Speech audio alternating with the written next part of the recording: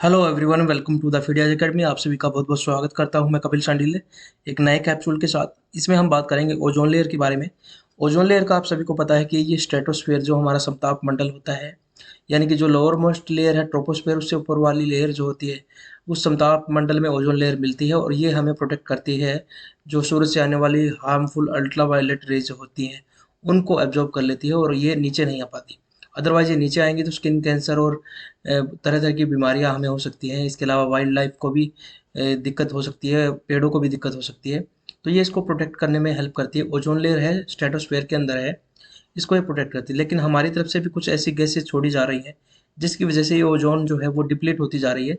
This is called as depletion, यानी कि इसकी थिनिंग, जो ओजोन की जो थिनिंग होती है उसको कहते हैं हम ओजोन डिप्लीशन। ठीक है, थिनिंग हो रही है यानी कि वो पतली होती जा रही है और पतली होने की वजह से फिर अल्ट्रावायलेट रेज के नीचे पहुंचने की चांसेस बढ़ जाएंगे। तो ये कौन से सब्सटेंसेस है, इस पे पहले बात कर लेते हैं। तो सबसे पहले देखते हैं कि ये कौन से सब्सटेंसेस हैं जो कि ओजोन लेयर को अब नुकसान पहुंचा रहे हैं। ये जो हमारे इंसानों के द्वारा बनाए गए सब्सटेंसेस है। सबसे पहले है क्लोरोफ्लोरोकार्बन। क्लोरोफ्लोरोकार्बन यूज किया जाता है रेफ्रिजरेटर्स के अंदर, यूज किया जाता है। ठीक है, रेफ्रिजरेटर कूलिंग के रूप में कूलिंग का काम करता है ये। इसके अलावा एयर कंडीशनर के अंदर भी यूज किया जाता है, सॉल्वेंट के अंदर, पेंट वगैरह के अंदर यूज किया जाता है। ड्राई क्लीन एजेंट के रूप में भी इसको काम किया जाता है। ड्राई क्लीन जो आप करवाते हैं वहाँ पर इसको यूज किया जाता है। इसके अलावा हेलोन गैसेज जो है उनसे भी ये डिप्लीशन हो रहा है। फायर एक्सटिंग्विशर में ये गैसेज यूज की जाती है। फिर उसके बाद कार्बन टेट्राक्लोराइड के द्वारा भी होता है। ये भी फायर एक्सटिंग्विशर और सोलेंट के अंदर इसको यूज किया जाता है। मिथाइल क्लोरोफॉर्म में भी ये यूज किया जाता है।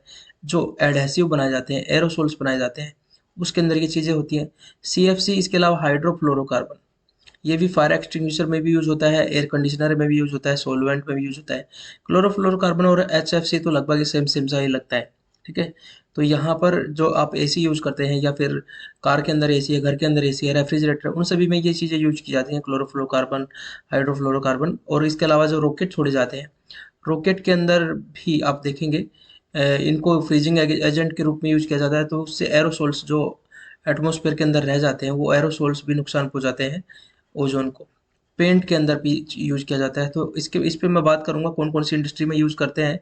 लेकिन अभी बात करते हैं क्या होता है। देखिए, जैसे CFC का एग्जांपल हम देख लेते हैं। CFC जब एमिट कर दिया जाता है, ओजोन लेयर तक पहुंच जाता है, तो यहाँ पर आकर ये क्या करता है। CFC are broken down by the sun ultraviolet rays and the chlorine atom are released.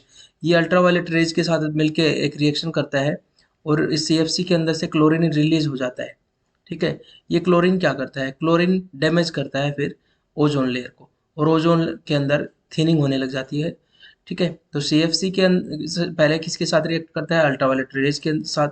Ultraviolet rays इससे क्लोरीन रिलीज कर देता है और ये क्लोरीन ओजोन पे अटैक करता है और ओजोन को थिन करने लग जाता है।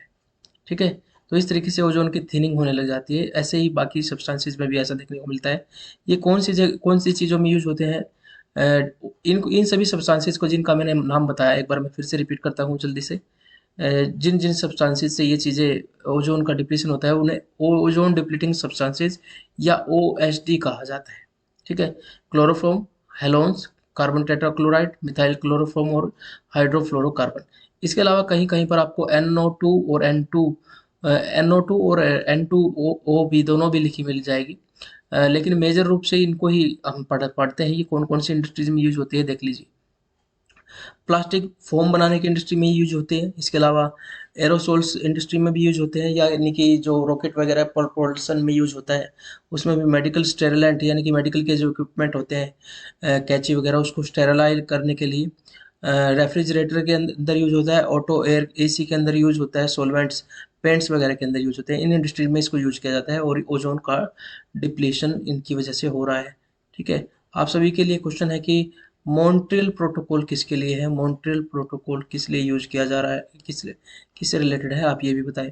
ठीक है, तो आपको मुझे लगता है कि ओजोन से रिलेटेड जो भी डाउट थे वो क्लियर हो गए होंगे। मिलते हैं नए कैप्सूल के साथ, अपना ध्यान रखिए। जय हिंद।